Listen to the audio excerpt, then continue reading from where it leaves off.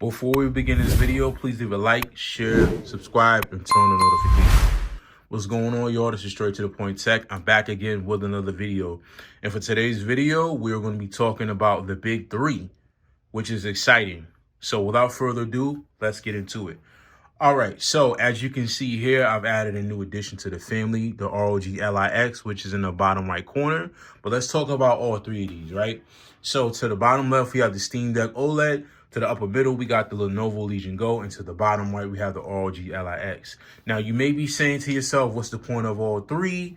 You know, I'm Black Friday shopping, and I'm trying to figure out which device I want, right? Well, let's get to it. So when it comes to the Steam Deck OLED, out of these three, it is on the weaker side, right? Because it doesn't have the Z1 Extreme chip, okay?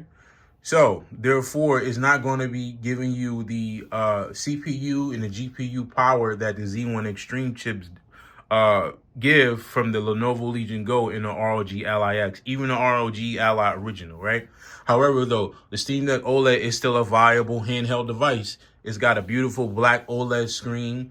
It has a 90 hertz refresh rate. It also can run indie games wonderfully. Indie games are independent games that are developed by independent developers, right?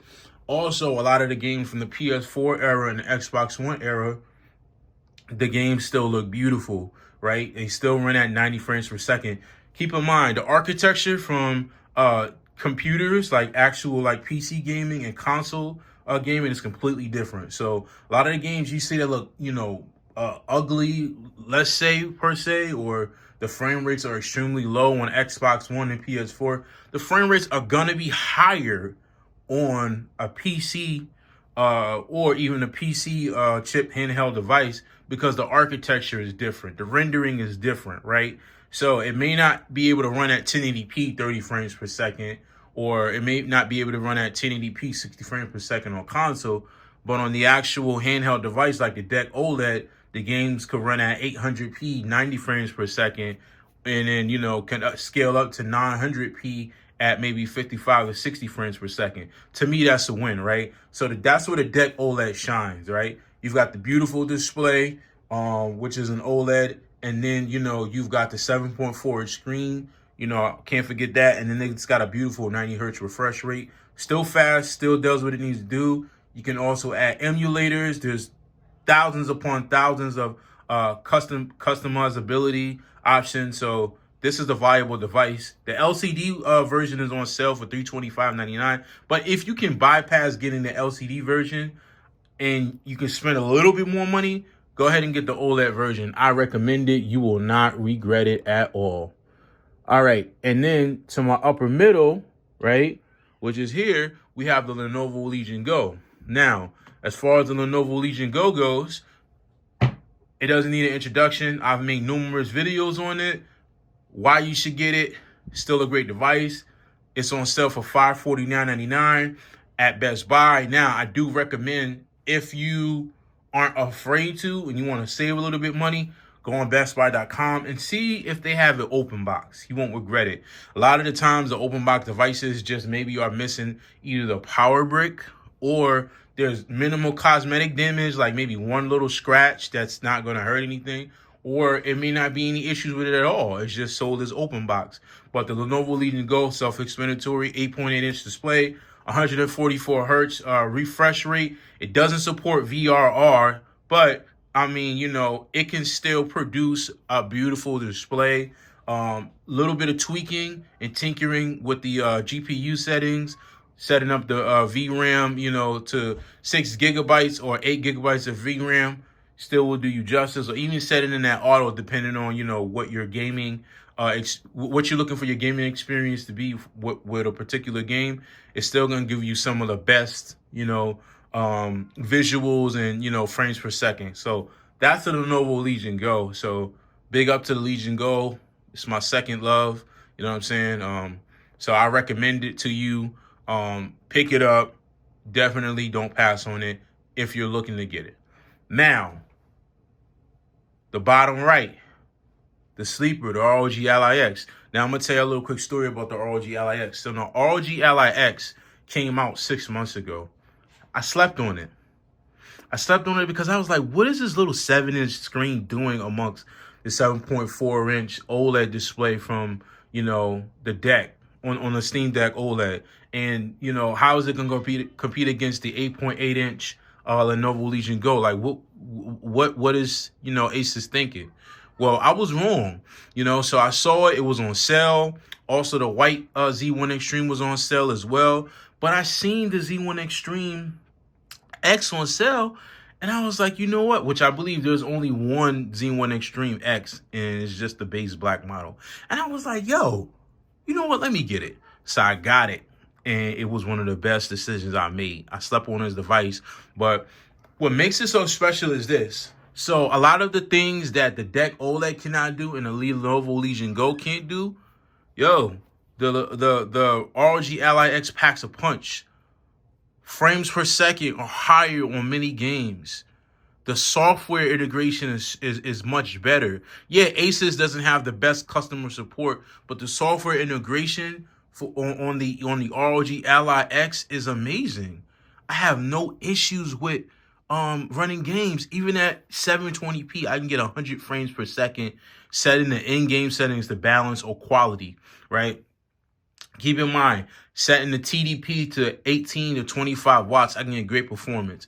Plugged in, if I turn the TDP up to 30 watts, I'm getting like 140 frames per second.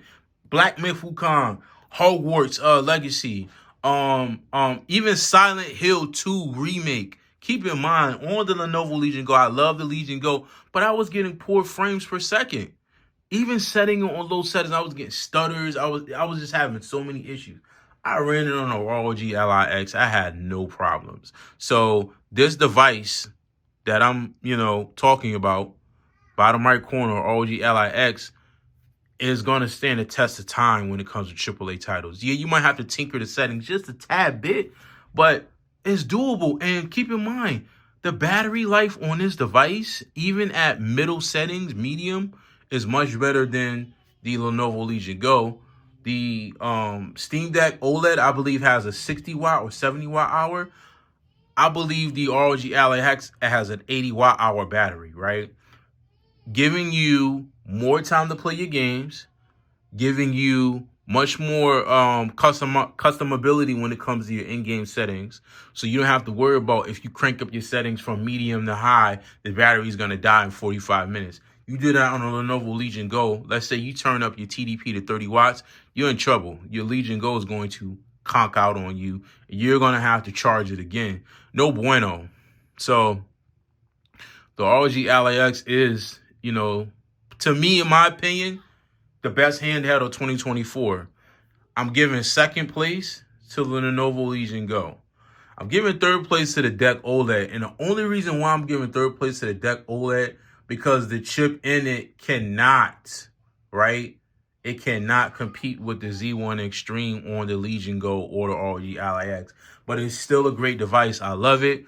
Like I said, if you're into emulation, indie games, the Deck OLED is beautiful. Don't pass up on it. They just released a 1 terabyte all white edition. Go for it. Don't sleep on it. So I'm sure that, today, Black Friday or Cyber Monday, you're trying to figure out what you're going to do. You at Best Buy right now, East Coast, West Coast time. You're online trying to figure out which one should you get.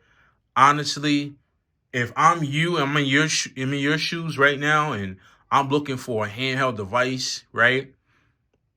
Honestly, I'm going to have to give the W to the ROG Ally X. Got you. Just based on the strength of battery life. I'm a big battery life guy. I want to be able to play my game and get immersed for a couple of hours.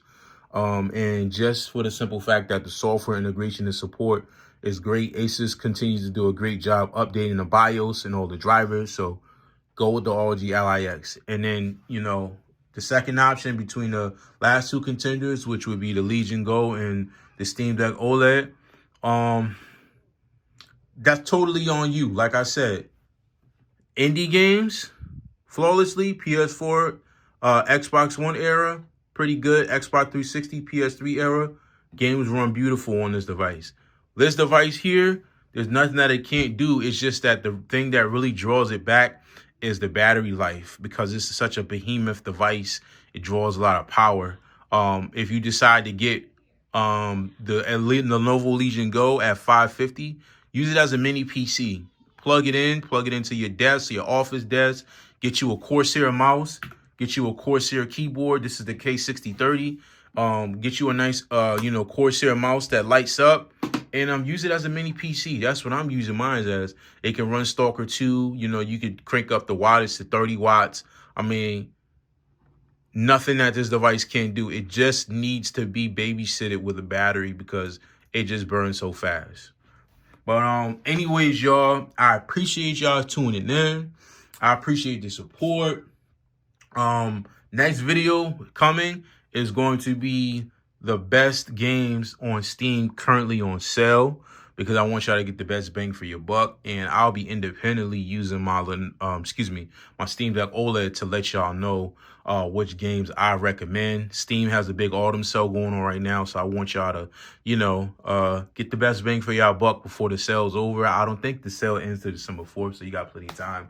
But yeah, again, I appreciate your support. Again, please like, share, subscribe, turn on notifications. I'm going to be announcing the winner, I promise, the next video. So stay tuned for that. But this is Straight to the Point Tech. I'm out. I hope y'all all had a great Thanksgiving week. Enjoy the rest of this year. Peace.